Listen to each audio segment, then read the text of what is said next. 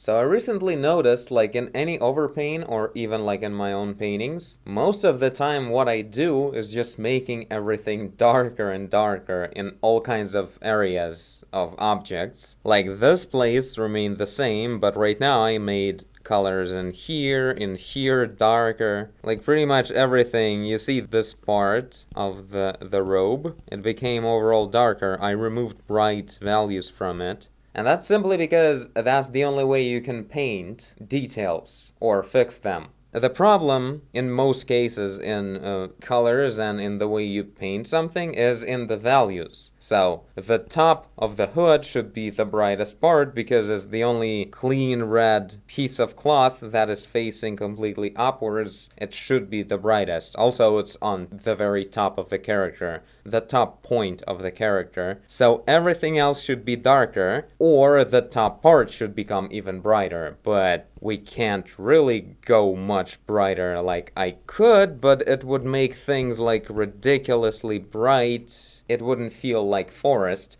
We need the sky over here to be brighter than the hood. And if I do that, the sky would have to become like just literally white, and that would feel kind of overexposed already. So that's the problem. Overexposure, you want to kind of avoid it. That's why, like all the classical paintings, they have this dim look, because they don't overexpose the brightest parts of the skin. In here, there will be all colors present, so everything else gets darker, and if you wanna also have enough contrast, you have to bring that darkness pretty fast. So that's why most of the paintings, having losses in darkness is cool. Having overexposed white spots on your face or something, that's not cool. That's just the way paintings work. You don't like seeing overexposed parts. That's why I don't really understand why all the like modern smartphone cameras, when you just take a picture with automatic mode, it will make things like, if it's not the iPhone 11 Pro camera, it will have like overexposed whites, but it will make sure that all the shadows are brought brighter, so you would see all the details in the shadows. Like they're trying to fake the huge dynamic range the way the professional camera would have.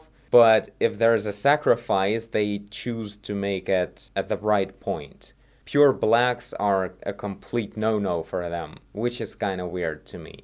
I usually like specifically bring down manually the exposure every time I take a picture because it just looks so much better. Colors become not washed out and more saturated, more vibrant. And that's something you won't be able to just bring back with post-processing because those colors will be kind of lost a little bit if you overexpose everything. So that's the same kind of approach you do in the painting. You need to bring the brightness down, and only one like area that is closest to the light source will be actually full brightness, maybe slightly overexposed if you want to increase the dramatic effect of that, like the contrast. But the main area, that's where the real like deep saturated good colors will be. So you have to choose that value range where it should be, choose where the lights are so the overexposure wouldn't happen, or if it would happen, it would be just a little spot and that's it. If you have any sky in the shot, that means everything else needs to be darker than the sky right away, otherwise it just won't feel like sky. It will look like a wall.